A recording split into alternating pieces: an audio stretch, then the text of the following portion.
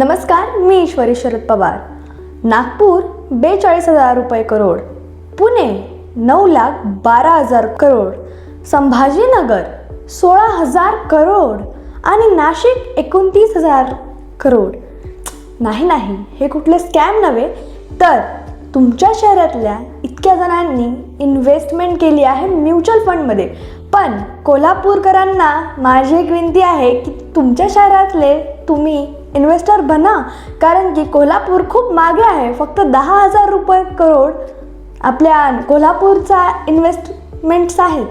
तर आम्ही म्युच्युअल फंडबद्दल तुम्हाला सोपं करून सांगतो, कारण की महाराष्ट्रातल्या प्रत्येक कानाकोपऱ्यातून आपल्याला इन्व्हेस्टर्स पाहिजेत. कारण की आपल्याला आपलं महाराष्ट्र फायनान्शियल फ्री बनवायचं आहे.